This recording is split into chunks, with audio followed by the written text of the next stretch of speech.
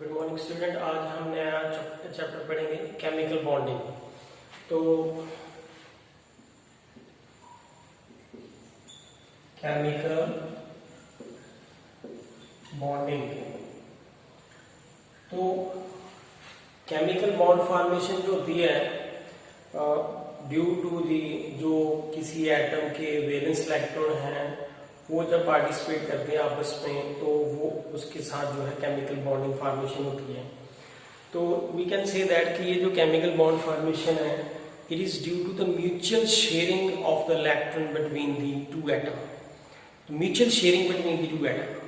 For example अगर हमारे पास क्लोरीन, तो क्लोरीन के आउटर जो उसके पास वैलेंस इलेक्ट्रॉन है वो कितने हैं यहाँ पे, इट इज 7। एक क्लोरीन के पास 7 इलेक्ट्रॉन है, तो दूसरी क्लोरीन जो है उसके पास भी यहाँ पे 7 इलेक्ट्रॉन है। This one is there. तो ये वाली क्लोरीन जो है वो 7 को 8 ऑक्टेट कंप्लीट करने के लिए इसके साथ अपना एक इलेक्ट्रॉन शेयर कर लेती है, और ये वाली क्लोरीन जो है वो इसके साथ अपना इलेक्ट्रॉन शेयर कर लेती है। तो देयरफॉर इस क्लोरीन के पास भी 8 इलेक्ट्रॉन रहेंगे, इसी तरह से इस क्लोरीन के पास भी 8 इलेक्ट्रॉन होंगे। सो this is chemical bond formation. जब ये दोनों आपस में कंबाइन करेंगे तो हमारे पास ये Cl2 मॉलिक्यूल बन जाएगा। So this Cl2 molecule is form by the mutual sharing between the two atom. तो म्यूचुअल शेयरिंग किसकी है, वैलेंस इलेक्ट्रॉन की। इसी तरह से अगर मैं फ्लोरीन की बात करूं तो फ्लोरीन के पास भी इसी तरह से 7 इलेक्ट्रॉन है। दूसरा फ्लोरीन जो है उसके पास भी यहाँ पे 7 इलेक्ट्रॉन है। तो ये फ्लोरीन इसके साथ इलेक्ट्रॉन शेयर करेगी, ये फ्लोरीन इसके साथ शेयर करेगी। तो देयरफॉर 8 इलेक्ट्रॉन इसके पूरे हो जाते हैं, इसी तरह से 8 इलेक्ट्रॉन इसके भी पूरे हो जाएंगे। सो therefore this is called the mutual sharing between the two atom resulting into formation of the chemical bond। अब अगर हम जनरली किसी मॉलिक्यूल की बात कर लें, इसके साथ कौन सा मॉलिक्यूल बनता है, फ्लोरीन, दैट इज F2। अगर हम मीथेन की बात करें, तो आपने देखा होगा सबसे सिंपलेस्ट मॉलिक्यूल को हम क्या कहते हैं, मीथेन। अब मीथेन के आउटर शेल में वैलेंस इलेक्ट्रॉन में कितने इलेक्ट्रॉन होते हैं, 4। तो अगर ये 4 इलेक्ट्रॉन है तो हाइड्रोजन जो है वो भी अपना एक इलेक्ट्रॉन कंट्रीब्यूट करेगा। तो there are how many hydrogen atom, 4। ये एक इलेक्ट्रॉन इसके साथ शेयर करेगा, ये इलेक्ट्रॉन शेयर करेगा, ये भी शेयर करेगा एंड ये भी शेयर करेगा। सो देयरफॉर कार्बन के पास कितने इलेक्ट्रॉन होंगे, 8 इन इट्स वैलेंस शेल। तो 8 इलेक्ट्रॉन जो है वो कंप्लीट करके ऑक्टेट कंप्लीट कर लेता है and methane become the stable molecule. So this bond formation is also due to the mutual sharing between the two atoms। so these ये वाले सारे जो बॉन्ड हैं इसे हम कोवलेंट बॉन्ड कहते हैं। these are the covalent bond formation। अब अगर हम कुछ इसकी बात कर लेते हैं, HCl। ये जो HCl है, अब देखिए HCl में क्या होता है कि H के पास तो एक इलेक्ट्रॉन है और क्लोरीन के पास कितने हैं, 7। तो क्लोरीन जो है वो इसका एक इलेक्ट्रॉन ले लेती है, तो देयरफॉर इसके 8 पूरे हो जाते हैं। तो जिसके साथ इसके साथ भी जो हाइड्रोजन है, इसका एक शेल है जो उसके हाइड्रोजन के फर्स्ट शेल में सिर्फ 2 इलेक्ट्रॉन आते हैं। अगर यहाँ पे हाइड्रोजन के पास एक इलेक्ट्रॉन है तो वो एक इधर से ले लेगा, तो उसके फर्स्ट शेल में 2 कंप्लीट हो जाएंगे। So therefore this is also due to the mutual sharing between the two atom। but यहाँ पे एक बात कहनी जरूरी है कि HCl जो है वो आयनिक नेचर का होता है। तो अब अगर वो आयनिक नेचर में एग्जिस्ट करता है तो वो किस तरह से एग्जिस्ट करता है, फॉर एग्जाम्पल यहाँ पे हम लिख देते हैं H और ये है Cl। तो अब अगर हम कहते हैं कि bond is form by the mutual sharing between the two atom, तो अगर ये म्यूचुअल शेयरिंग से बनते हैं लेकिन कंबाइनिंग एटम दोनों की सेम इलेक्ट्रॉन एक्टिविटी नहीं है, क्लोरीन की इलेक्ट्रॉन एक्टिविटी जो है वो हाइड्रोजन एटम से ज्यादा है। अगर ये क्लोरीन की इलेक्ट्रॉन एक्टिविटी ज्यादा है तो ये वाली जो बॉन्डिंग इलेक्ट्रॉन है वो मैं यहाँ पे नहीं लिखूंगा, एक तो क्लोरीन का है और ये दूसरा हाइड्रोजन का है और ये हाइड्रोजन आइटम को यहाँ पे लिखेंगे। दैट मीन टू से ये बॉन्ड में जो इलेक्ट्रॉन पेयर पहले मैंने सेंटर में शो किए थे, अब मैं इस स्ट्रक्चर में सेंटर में नहीं शो कर रहा। वो क्यों? क्योंकि क्लोरीन की इलेक्ट्रॉन एक्टिविटी ज्यादा है, तो अगर वो इलेक्ट्रॉन विथड्रॉ करती है तो देयरफॉर ये इसका इलेक्ट्रॉन तो है ही है क्लोरीन का, और वो इस हाइड्रोजन ये वाले इलेक्ट्रॉन को भी, हाइड्रोजन के इलेक्ट्रॉन को भी अपनी तरफ विथड्रॉ कर लेती है। यू नो दैट कि ये जो इलेक्ट्रॉन है उसके ऊपर कौन सा चार्ज होता है? नेगेटिव। अगर ये इलेक्ट्रॉन टुवर्ड क्लोरीन शेयर हो जाएगा तो therefore this Cl will acquire partial negative charge, and जिसके पास इलेक्ट्रॉन चले जाएंगे उसके ऊपर कौन सा चार्ज आएगा? पॉजिटिव। तो दिस इज दैट कि HCl जो है इन इट्स स्टेट जो है वो आयनिक स्टेट में एग्जिस्ट करता है। दैट इज पार्शियल जो है उसके ऊपर पोलैरिटी होती है, पॉजिटिव नेगेटिव चार्ज होता है। बट यहाँ पे एक बात कहनी जरूरी है कि ये जो इलेक्ट्रॉन है वो क्लोरीन के तरफ चला जाता है, लेकिन कंडीशन इज दैट कि वो इलेक्ट्रॉन अपना एटॉमिक ऑर्बिटल नहीं छोड़ता, वो हाइड्रोजन के एटॉमिक ऑर्बिटल में ही रहेगा। वो टुवर्ड Cl जरूर चला गया है, अदरवाइज ये वाला जो इलेक्ट्रॉन है वो है तो हाइड्रोजन का ही रहेगा। सो ये हम इंडक्टिव इफेक्ट में भी पढ़ेंगे, जिसमें प्लस आई इफेक्ट आता है और माइनस आई इफेक्ट आता है, ऑर्गेनिक केमिस्ट्री में आता है ये। तो उसमें प्रॉपर्टीज आती हैं माइनस आई इफेक्ट की, कि जब ये वाला अगर इलेक्ट्रॉन विथड्रॉ कर ले या डोनेट कर ले तो ये वाला जो एटॉमिक ऑर्बिटल है, इलेक्ट्रॉन है, वो अपना एटॉमिक ऑर्बिटल नहीं छोड़ता, वो डिस्प्लेस जरूर है। जिसमें हम कहते हैं ना इलेक्ट्रॉन इंडक्टिव इफेक्ट में प्लस आई या minus I, displacement of the sigma electron, जो डिस्प्लेसमेंट होती है सिग्मा इलेक्ट्रॉन की, पाई मीनिंग प्लस आई इफेक्ट और माइनस आई इफेक्ट में डिस्प्लेसमेंट होती है सिग्मा इलेक्ट्रॉन की, पाई की नहीं बात करते हम, पाई जो इलेक्ट्रोमैग्नेटिक इफेक्ट में आता है। So there is just an displacement of the sigma electron. So this is about of that कि this is bond form by the mutual sharing between the two atom. अगर हम ऑक्सीजन की बात करें, you know that O2 is there, और oxygen यहाँ पे, ये ऑक्सीजन यहाँ पे, इसके 2 4 6 आउटर शेल में देखिए कितने इलेक्ट्रॉन है। इसी तरह से ये 2 ये 4 और ये 6, तो ये ऑक्सीजन जो है, ये वाले ऑक्सीजन इसके साथ आपस में बॉन्ड बना लेंगे तो इसके 8 कंप्लीट हो जाएंगे, और ये वाला इसके साथ कंबाइन कर देगा तो इसके पूरे हो जाएंगे। तो therefore resulting into formation of O double bond O is there, so which is also due to the mutual sharing between the two atom. इसी तरह से कार्बन डाइऑक्साइड है C, यहाँ पे O। You know that carbon के valence electron कितने हैं? 4, पहले भी बता चुके हैं, और ऑक्सीजन के कितने थे? 6। दिस इज 2, ये 4 और ये 6, ये ऑक्सीजन के 2, ये 4 और ये 6 हैं। अब यहाँ पे देखें कार्बन के ऑक्टेट में कितने इलेक्ट्रॉन आ रहे हैं? यहाँ पे 8, और ये ऑक्सीजन के कितने आ रहे हैं? 8, एंड दिस इज ऑक्सीजन है, इसके भी कितने हैं? 8। So this is resulting into formation of the carbon dioxide.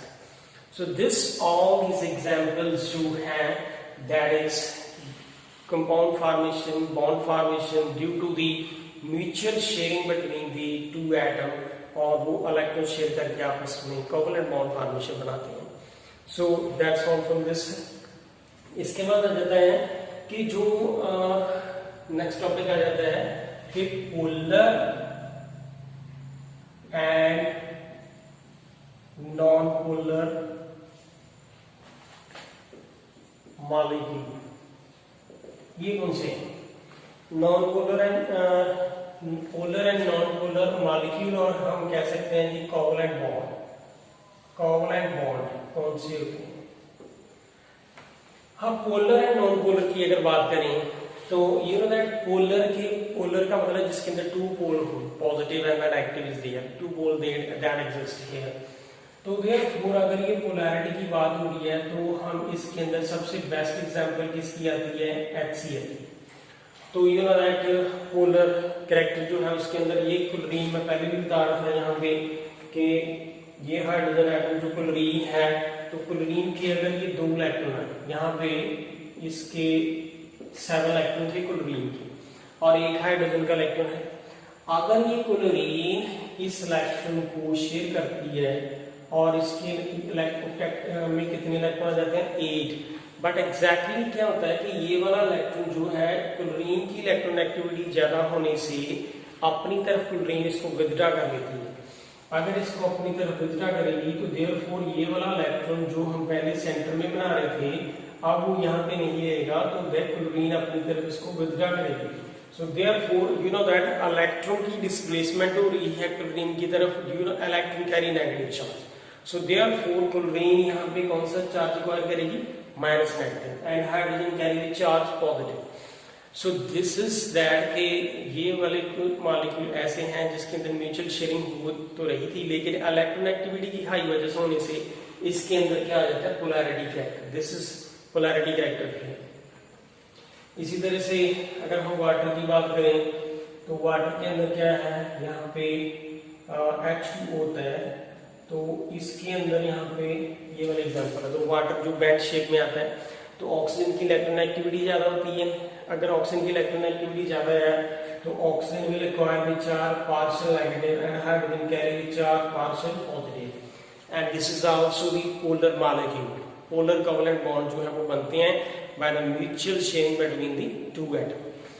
तो दिस इज पोलर। अब नॉन पोलर की बात करें तो नॉन पोलर की एग्जांपल तो ये थी, ये सारे methane, this is chlorine, chlorine, carbon dioxide, ये सारी नॉन पोलर है। क्योंकि अगर हम देखें नॉन पोलर वो होता है जिसके ऊपर कोई चार्ज नहीं है। अगर हम CCl4 की बात करें, CCl4 इसे हम कहते हैं कार्बन टेट्राक्लोराइड। अब ये कार्बन टेट्राक्लोराइड जो है उसका अगर हम फार्मूला ड्रा करके देखें, उसकी इलेक्ट्रॉन डॉट स्ट्रक्चर जो है वो क्या है कि ये कार्बन के आउटर शेल में कितने इलेक्ट्रॉन है 4, तो क्लोरीन कितने शेयर करेगी, एक एक इलेक्ट्रॉन वो भी शेयर करेगी। यहाँ पे देखिए क्लोरीन 1 2 3 और ये इसके क्लोरीन के देखें 2 4 6 और ये 7, तो क्लोरीन 7 इलेक्ट्रॉन शेयर करती है। इसी तरह से दूसरी क्लोरीन भी 1 ये अपने 6 इलेक्ट्रॉन शेयर करेगी, दूसरी क्लोरीन जो है वो भी शेयर इलेक्ट्रॉन करेगी, और ये वाली क्लोरीन भी आपस में 7 इलेक्ट्रॉन शेयर करेगी। तो फाइनली कार्बन के पास 8 इलेक्ट्रॉन आ जाएंगे। तो यहाँ पे देखिए इसके आउटर शेल में कितने इलेक्ट्रॉन आ रहे हैं, यहाँ पे 8, और ये क्लोरीन के भी कितने 8, ये क्लोरीन के कितने 8, ये क्लोरीन के कितने 8, और ये क्लोरीन के भी 8, resulting in formation of CCl4। और ये CCl4 जो है वो नॉन पोलर है।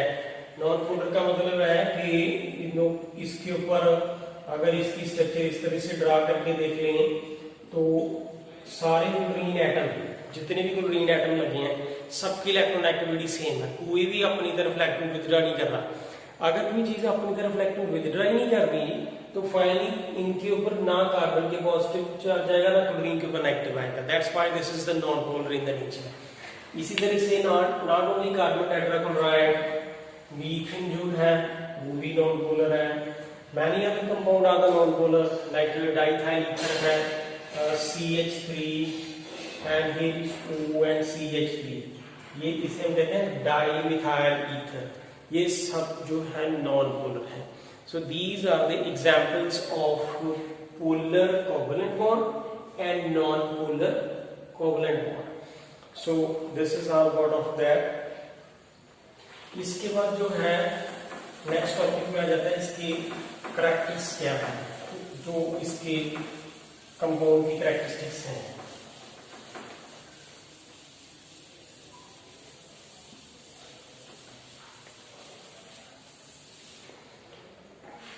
सबसे पहला करैक्टरिस्टिक्स आ जाता है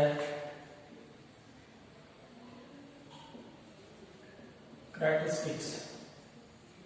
सबसे पहले आता है फिजिकल स्टेट। फिजिकल स्टेट क्या है? अगर हम फिजिकल स्टेट की बात करें तो मीथेन की बात कर लेते हैं। मीथेन जो है जिसके अंदर कोवलेंट बॉन्ड फॉर्मेशन होती है due to the mutual sharing between the two atom. तो मीथेन की फिजिकल स्टेट क्या होती है? Methane is a gas. So methane is a gas. उसके बाद कुछ ऐसे कोवलेंट कंपाउंड भी हैं जो लिक्विड फॉर्म में एग्जिस्ट करते हैं, एंड अगर हायर लेवल की बात करें तो वो सॉलिड में भी एग्जिस्ट करेंगे।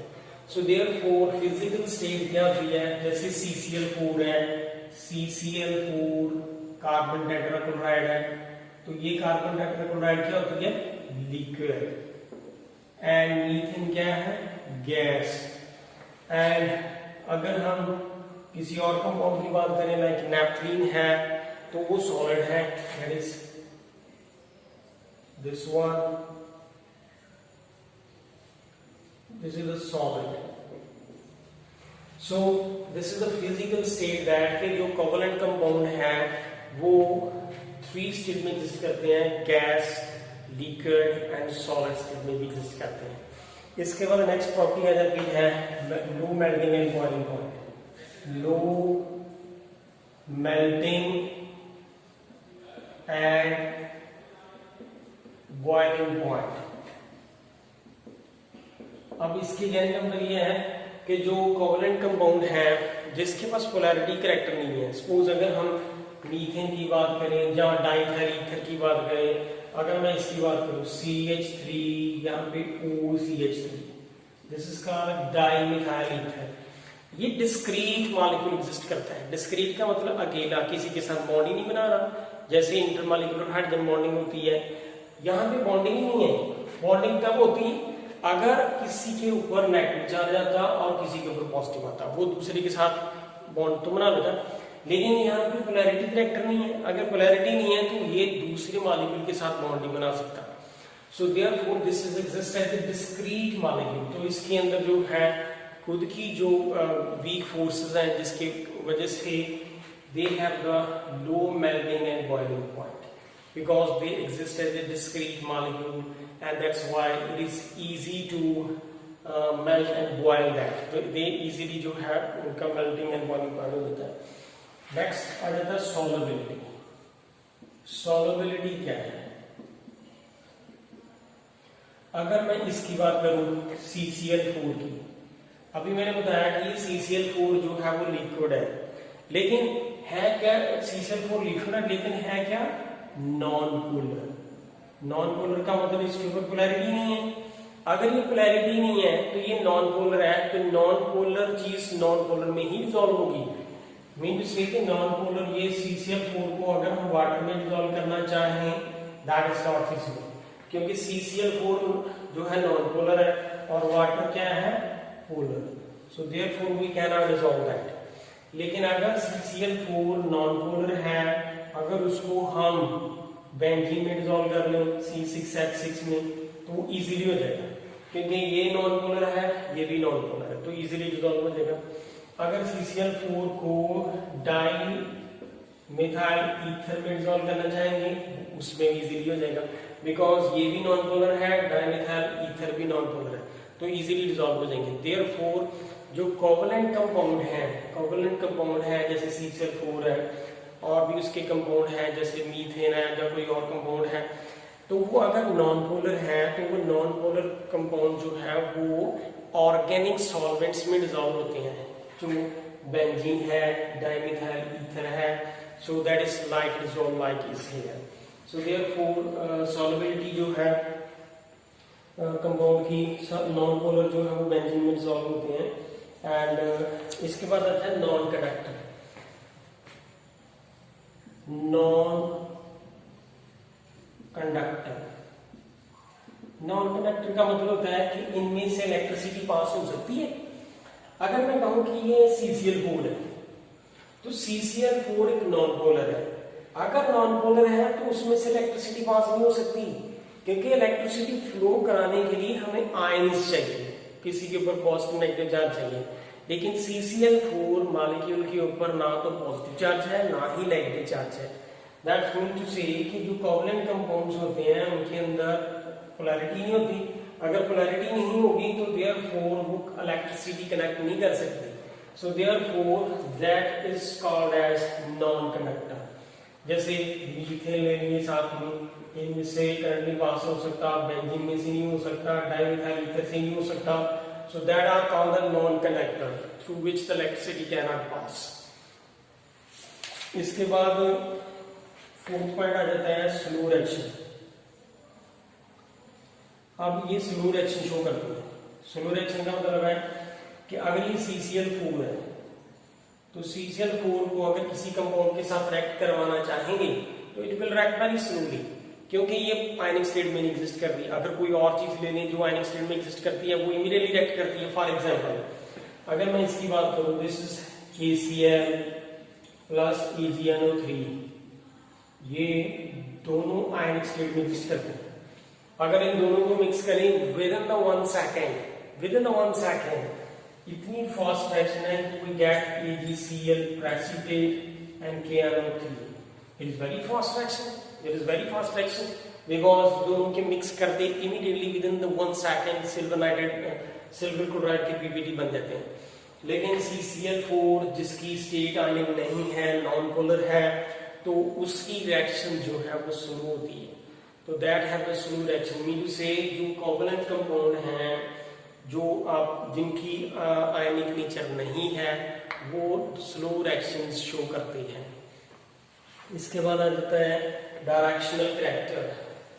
तो डायरेक्शनल कैरेक्टर क्या है कि ये इसमें इंपॉर्टेंट है कि डायरेक्शनल कैरेक्टर जो है वो इनके पास होता है। अब ये डायरेक्शनल कैरेक्टर क्या है, जैसे हम मीथेन की बात करते हैं। अब मीथेन जो है ये, तो मीथेन की कोई शेप है, तो मीथेन की शेप क्या है, टेट्राहेड्रल स्ट्रक्चर, हम उसकी कहते हैं टेट्राहेड्रल स्ट्रक्चर है। दैट मीन टू से अगर एक उसका s ऑर्बिटल है और p ऑर्बिटल कितने हैं उसमें 3 और sp3 हाइब्रिडेशन आती है, तो that mean to say s और p atomic orbitals are directed in a specific or in a direction and orient its geometry in a tetrahedral structure.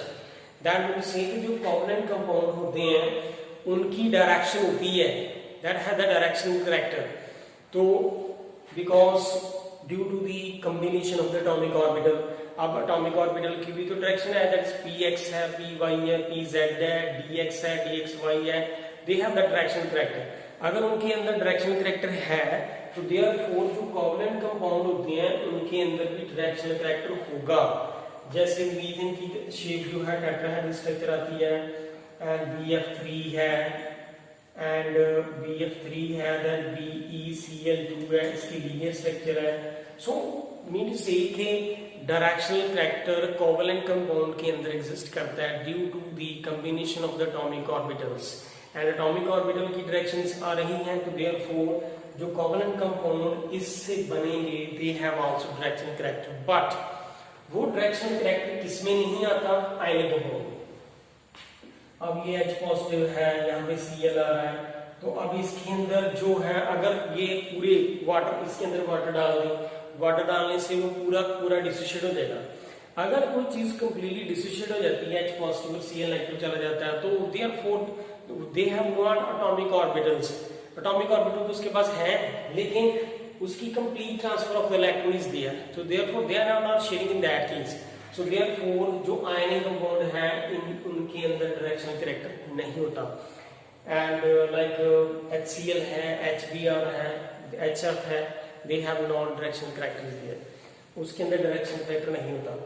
And एक और रह जाता है इसमें आइसोमेरिज्म। तो आइसोमेरिज्म क्या होती है,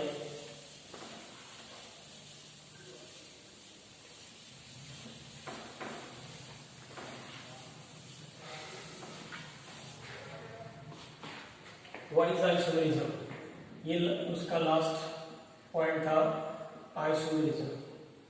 अब आइसोमेरिज्म किसे कहते हैं कि अगर कोई कोवलेंट कंपाउंड है उसकी स्ट्रक्चर है, तो फॉर एग्जांपल अगर हम पेंटेन की बात कर लेते हैं, CH3 CH2 CH2 CH2 and CH3, that is pentane, इसका हम पेंटेन नाम कहते हैं। अब ये पेंटेन है, अब आइसोमेरिज्म कहते हैं इसमें एग्जिस्ट करती है। अगर मैं इसी को इस तरह से लिख दूं CH3 CH3 CH2 CH3, तो it's name is the 2-methyl butane।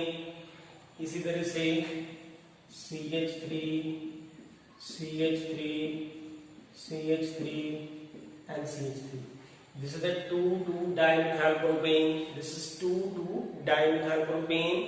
This is the 2-methylbutane and this is pentane. That means say जो कोवलेंट कंपाउंड है उसके अंदर आइसोमेरिज्म एग्जिस्ट करती है. तो this is the isomerism in that here. So this is all about of the characteristics of the covalent bond. इसके बाद जो है वैलेंस बॉन्ड थ्योरी आ जाती है. तो वैलेंस बॉन्ड थ्योरी जो है वो किस तरह से डिस्क्राइब करनी है. Valence bond theory. अब वैलेंस बॉन्ड थ्योरी के अंदर जो है आता है कि जो कंपाउंड है जब बनता है, कोई मॉलिक्यूल बनता है, तो उसके वैलेंस इलेक्ट्रॉन जो है वो आपस में पार्टिसिपेट करते हैं बॉन्ड फॉर्मेशन में.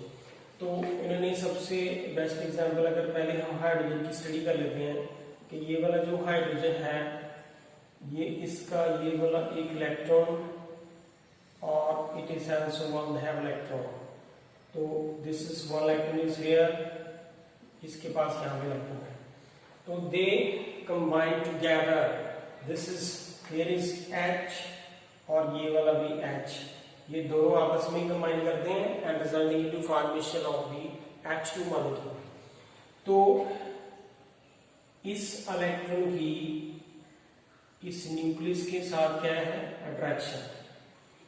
इस न्यूक्लियस की इस इलेक्ट्रॉन के साथ क्या है attraction and they are attracting each other and this nucleus और ये न्यूक्लियस की आपस में क्या है रिपल्शन एंड इस इलेक्ट्रॉन की इस इलेक्ट्रॉन के साथ क्या है repulsion. So this H atom will adjust its internuclear distance in such a way that this attraction and the repulsion is minimum हो and we get H2 molecule as a stable molecule. Therefore, then we get H2 molecule as a stable. यहाँ पे अभी मैंने जो arrow indicate किए हैं this electron जो है वो रिपल करेंगे, न्यूक्लियस रिपल करता है एंड आपस में उनके अंदर अट्रैक्शन भी है. सो दे adjust their internuclear distance when they are approaching to each other to form H2.